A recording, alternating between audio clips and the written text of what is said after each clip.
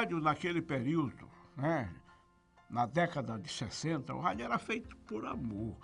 Era com muito amor. O radialista, ele fazia da profissão um sacerdócio. Ele era dedicado, amava o que fazia. E tinha outro detalhe, era a certeza de estar sendo ouvido. Do que você fazia no rádio, tinha resposta perante ao público. Naquele tempo não tinha televisão, o rádio era muito forte. O rádio era espetacular, o cara era no começo da era do radinho de pilha.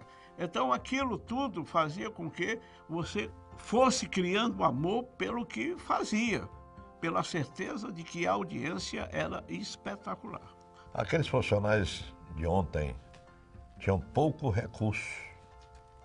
Hoje tem um computador, hoje tudo é na base do computador, da informática. Eu sou da época que você saía para fazer uma transmissão, você não tinha nem telefone. Depois, algum tempo depois que veio um orelhão, já era você chegar, por exemplo, Rio e São Paulo e já tinha facilidade de orelhão, aqui também não tinha, mas lá você já tinha. Você já era mais fácil, você cobrir alguma coisa, você pegava o telefone. Mas até o telefone era difícil. Tá? Então aquilo era, a dificuldade da época era mais prazeroso o rádio, naquela época, né? A dificuldade que a gente tinha de comunicação. Então a gente, por exemplo, fazia transmissões, eu fiz várias transmissões com equipamentos que você não sabia nem se estava chegando aqui. Transmissões de um equipamento tipo SSB, como eu fiz em Teresina, essa transmissão última de Gilberto Alves, um dos aborrecimentos dele, na época nesse último jogo, foi pela qualidade do equipamento que eu sofria uma interferência. A gente fazia de tudo, quer dizer, aquele esforço, aquela dedicação que a gente tinha, né, era muito mais prazeroso do que hoje tudo é mais fácil.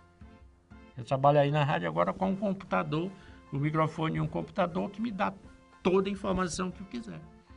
É muito mais fácil. O esforço que se fazia dava muito mais prazer naquela época. Na época que eu trabalhei em rádio, o locutor de rádio, para poder pegar aquele microfone e entrar na programação da rádio, pegando um horário de programação, ele tinha que ter uma boa dicção, uma boa voz e conhecimentos gerais, incluindo inglês, francês, espanhol. Porque em rádio tinha muito noticiário que era espanhol, noticiário em inglês, nomes de pessoas em inglês, que a turma tinha que aprender a dizer o nome do cara certo. Eu diria que o rádio de ontem tinha o mérito de exigir mais do profissional. Ele não tinha a seu favor a internet, ele não tinha os recursos avançados da técnica e da tecnologia. Então, o radialista de ontem, o homem da comunicação, ele tinha que criar as coisas, ele tinha que ter um poder criativo muito grande. É o exemplo, por exemplo, do Rio Dourado, que para fazer Xeleléu, que era um programa excepcional, ele tinha que usar recursos, mudava de voz, fazia aquilo do ventríloco, aquela coisa toda, entendeu? E hoje não, hoje você tem efeitos sonoros automáticos, que você aperta o botão e aparece o efeito sonoro sem necessidade de ninguém imitar ninguém. Ele tinha que fazer isso. O problema, por exemplo, de informações, você tinha aquela fonte de informação que você tinha que buscar, você tinha que entrevistar o cara na casa dele, pessoalmente, no local. Hoje não, hoje você pega a internet, vai para um site e no site você tem as informações que você quer imediatamente. Naquele tempo não, você tinha que ir buscar o fato onde ele acontecia, onde ele teria acontecido, ou ouvindo o depoimento de alguém que viveu aquele episódio. Era mais difícil, lutava com dificuldade, só muito amor e dedicação para fazer rádio naquele tempo. E se fazia um rádio bem feito, com excelentes profissionais. O próprio artista, ele caetituava o disco dele, ele levava o seu disco para ser tocado em uma emissora de rádio. Eu recebi uma infinidade, José Augusto, Aguinaldo Timóteo, Martinho da Vila, muitos, Jair Rodrigues. Tive a satisfação de receber a nossa querida Marrom com o seu primeiro trabalho, né, gravado, mostrando ela e Jair Rodrigues. É uma série de coisas fantásticas, as lembranças são maravilhosas daquele período. Houve um tempo de disputa ferrenha entre a Rádio Timbira e a Rádio Difusora do Maranhão. E até a Rádio Ribamar, né, que tinha também grandes profissionais. Por exemplo, para mim inesquecível, o Marcos Vinícius de Almeida, um dos grandes nomes do rádio no Maranhão, que foi homem também da Rádio Timbira. Trabalhou muito tempo na Rádio Timbira do Maranhão, nos anos 50. Posteriormente, a Rádio Difusora, grandes profissionais que também tinham uma programação internacional, embora não tivesse uma onda de 19 metros, mas ela tinha a onda tropical de 16 e 31 metros, também de longo alcance. Tá? E tinha uma programação internacional. A Timbira tinha onda curta, era a única que teve onda curta, que paradoxalmente o nome é curta, mas é que leva mais longe o sinal. A Timbira teve onda curta, onda média e onda tropical. A Ribamar teve onda média e onda tropical. E a Difusora, a AM, dos Bacelar, teve onda média e onda tropical. Acredito que muitas delas desativaram a onda tropical e a onda curta também. Até porque com a rádio na internet, a internet faz o que no passado a onda tropical fazia e a onda curta também fazia. A Rádio Gurupi só teve onda média. Era ZYF25 na época, que hoje é Rádio São Luís. O rádio, naquele tempo, era muito mais interessante porque você buscava nas emissoras, nas outras emissoras, se você tinha mais possibilidade, você buscava os melhores de lá. Isso aconteceu muito com a Rádio Difusora e a Rádio Educadora. O Jairzinho, por exemplo, que trabalhava de tarde, com um programa que ele tinha, que tinha maior audiência do que a gente. E nós somos obrigados a trazer o Jairzinho e oferecemos para ele, eu não, mas o diretor da rádio, ofereceu para ele um carro e ele veio não só ganhando bem, como também ganhou um carro. A mesma coisa aconteceu com o Juraci Vieira. José Ferreira, quando veio de fora para trabalhar na Rádio Educadora, foi um narrador espetacular. Um narrador fazendo apresentação de rádio durante o período de meio-dia, ótimo. E nós sentimos que ele poderia, inclusive, dificultar a nossa ação no rádio.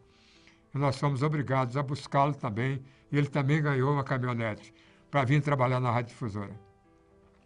Então era essa forma que a gente era tratado. Uma forma dessa, em que você realmente tinha condição de trabalhar sentindo esse valor que lhe era oferecido. A Rádio Timbira formou muitos profissionais de alto nível, sem dúvida alguma. Você pode considerar assim, realmente uma universidade. Mas há outras rádios que marcaram também a formação de muitos nomes, como a Rádio Gurupi, né? que era dos Diários Associados. Também lá formou grandes nomes do rádio na época, e a própria Rádio Difusora. Né?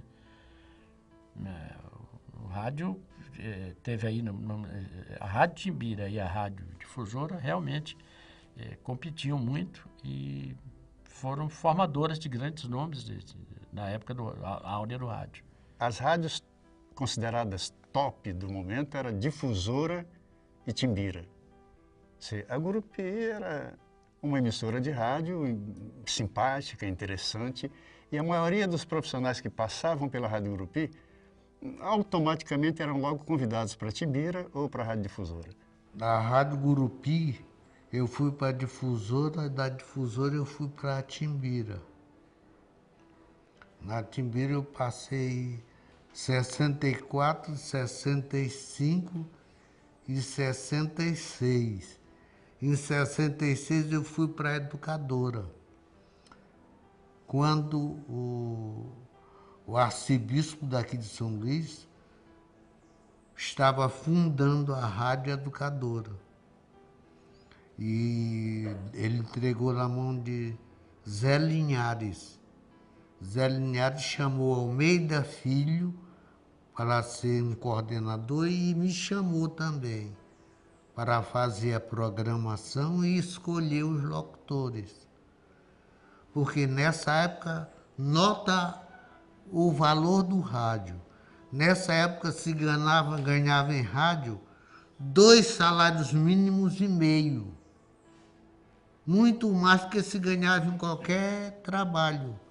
A época que eu trabalhei em rádio, até novela em rádio eu fiz. Fui coadjuvante de novela. A novela era feita com muita emoção, porque o cara só assistia... Uma coisa é assistir a novela na televisão, você está vendo ali, tá? É uma emoção, mas a emoção de você assistir uma novela pelo rádio, o Direito de Nascer, por exemplo, no rádio, era emocionante. As pessoas ficavam em casa naquele estado de espírito, acompanhando a narração dos personagens, tudo, ouvindo aquele negócio. E nós fizemos isso aqui. Nós tínhamos a nossa novela na Rádio Ribamar, com Carlos Cardenas, que era o grande idealizador dessas novelas, fazia isso lá, com muita primazia e que tinha uma audiência muito grande. A novela no rádio. Na época do Jovem 80, para voltar um pouquinho, a televisão entrava no ar. Primeiro só se tinha uma televisão no Maranhão. Era difusora, não tinha nem a TV educativa. Então, a televisão entrava no ar às 5 horas da tarde, saía 11 horas do ar. Então o rádio é que era o forte. Para você ter uma ideia de como a figura do aprendiz, a figura do aprender realmente fazendo, que hoje tem sido até de uma certa forma esquecida, funcionou. Porque naquela época, logo que eu comecei, já foi de cara trabalhando com Fontinelli, com Jairo Rodrigues, com Zé Carlos de Assis, enfim, Arnoldo Filho, feras do rádio, Edivaldo Assis, Helena Leite, era uma turma espetacular que formava o cast da Rádio Educadora do início dos anos 70, que foi quando a rádio entrou competitivamente no mercado, que até então Difusora e Timbira é que disputavam a audiência e polarizavam essa audiência. O radialista naquele tempo tinha uma aceitação muito grande. Era uma celebridade. A gente não pagava cinema, era convidado para todas as grandes festas que a cidade promovia, frequentava os clubes sem precisar ser sócio. Enfim, era uma vida de celebridade. E aí as pessoas tinham muita confiança naquilo que a informação do rádio lhes dava, né? O rádio era muito procurado para qualquer tipo de comunicação. Vamos ficar só na saudade daquele tempo áureo, em que era prazeroso, era gostoso, era importante você fazer parte de um segmento que valia a pena fazer parte dele. Respeito, né, consideração. E aí você chegava qualquer setor da atividade, pública, privada, clubes sociais e tal. Eu sou fulano de tal, se identificava, tudo bem, né? Faz favor, tal. Por quê? Porque a gente tinha todo esse cuidado de trabalhar as coisas com muita responsabilidade, né? E fazia um programa de Jovem Guarda, era o Desfile de Sucesso. O tempo da Vanderlé, do Roberto Carlos, Renato Seus Caps, o Tremendão, e todo aquele pessoal da época, nós acompanhamos e divulgamos bastante no nosso programa de 9 horas da manhã, na Educadora, o Desfile de Sucesso. Nessa época, esse nosso programa era referência da Jovem Guarda, nós dava só Jovem Guarda. Jovem Guarda mesmo, da época, da atualidade, o que mais rodava nas emissoras do sul do país, no Brasil, a gente acompanhava e tinha os divulgadores, na época das gravadoras, que hoje não vejo nenhum, eles iam deixar. Tinha o lançamento, chegava em São Luís, eles iam entregar nas emissoras. A gente aproveitava e lançava nos programas. O que eu mereço ser é um bom amigo. E eu fui muito ligado ao pessoal de rádio. Tanto que nós éramos tão amigos, eu era diretor artístico da Rádio Timbira, que era a melhor rádio do Nordeste. E todo mundo saía comigo para fazer farra, rapaz. Eu saía da Rádio Timbira, meia-noite ia para bares, e 6 horas da manhã eu estava no rádio, sentado, escrevendo uma crônica chamada Janelas sobre a Vida, que era lida por Luiz Chung e Mário Leonardo. E depois passava o dia no rádio, fazendo amizade, almoçando de frente, na Sertã. passando o dia no rádio, rapaz. Não tinha esse negócio que hoje em dia atendeu, passar o modo de rádio para casa. Eu passava o dia, noite, dependendo de rádio. Outra característica dos grandes profissionais de rádio daquela época era a boemia. São Luís era uma cidade boêmia, São Luís era uma cidade fantasticamente boêmia. São Luís, por isso tem todas essas designações de Ilha do Amor, da poesia, Atenas brasileira, que quantas vezes, meu Deus, eu não descia aquele edifício bem, ia ali para frente do Hotel Central e tinha o privilégio de ficar sentado ali no motobar, ouvindo e aprendendo com essas feras todas. Trabalhei com o Rael Filho, que eu digo que fez a viagem agora. Trabalhei com o Edvan Fonseca, trabalhei com o Canarinho, trabalhei com o Jackson Moreira, que foi um diretor artístico que veio do Ceará. Trabalhei com o Luiz Aguiar, produtor da Bandeirante, que veio para ensinar. E quem quis aprender, aprendeu. Quem não quis, ele veio para ensinar. Cara magrinho, altamente competente. Ele ensinou, foi ele inclusive que deu a ideia para Djá do negócio do futebol. Foi ele que deu.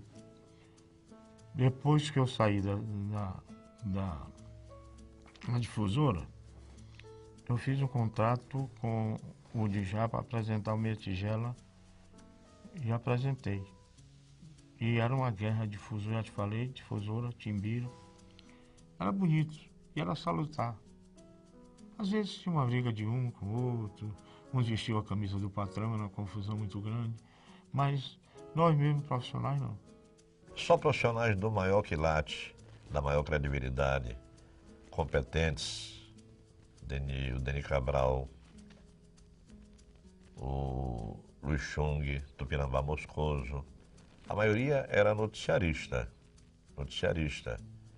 Fernando Souza também, que aí está ainda, Zé Branco, o Mário Leonardo, Lauro Leite, o próprio Lauro Leite, uma inteligência do rádio, o Lauro Leite, ainda está aí também, graças a Deus. Então, juntando todos esses profissionais daquela época, eu dou minha nota 1000 para todos eles. A FM veio para mostrar qualidade, né? Qualidade.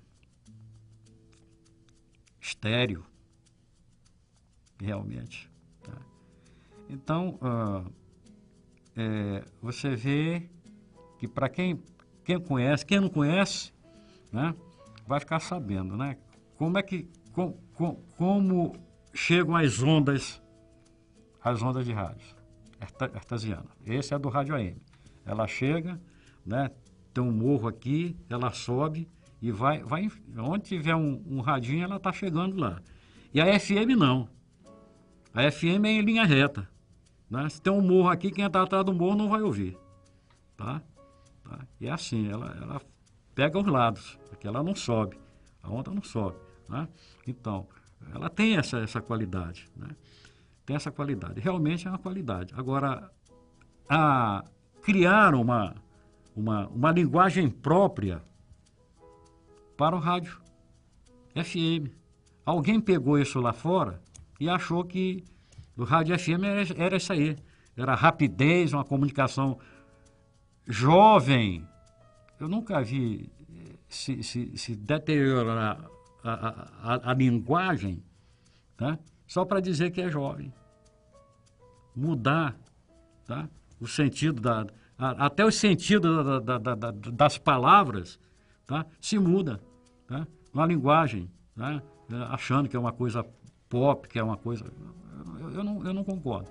Essa coisa de se adaptar à linguagem, à rapidez da linguagem, que é preciso, né, estar inserido nesse contexto aí. Como eu sou arcaico, eu gosto das coisas, né? Me limitei nos últimos anos a fazer programa romântico, música e poesia, né? Que não mexe com ninguém. Fazia o Sucesso Mirante, fazia o Super Dance, que era um programa de dance à noite. Foi o primeiro programa de dance daqui de São Luís. Daí vieram todos os DJs, vieram todo esse movimento que a gente vê hoje de DJs. E com 3 anos, uns 2 anos de Mirante, eu não me adaptei. Achei que a rádio estava um pouco antiga, estava um pouco ultrapassada. Não vou mentir, senti exatamente isso. Foi quando surgiu a Rádio Cidade, com uma proposta bem jovem, que tinha várias intervenções flash da Bandeirante de São Paulo. Eu gostei muito, recebi uma proposta e larguei a Mirante, fui para a Rádio Cidade. Foi de onde eu tive uma popularidade realmente impressionante, que até hoje eu vivo dessa popularidade. As pessoas na rua, os jovens que me acompanharam na época. Eu também sou DJ e foi esse movimento das boates que proliferou aqui em São Luís, que foi a Ninja, a Taj Mahal, a Tucanos, a Gênesis, enfim, esse movimento de boate. Eu tocava em todas, apresentava eventos. Fazia um programa na Rádio Cidade chamado Top 99, programa de dance para a juventude de 8 horas da noite às 10 da noite. Foi o maior programa de repercussão que eu tive na minha vida. Exatamente como a gente falava anteriormente, eu tive em todos os bairros aqui, em todas as boates e no Maranhão inteiro me apresentando ao vivo.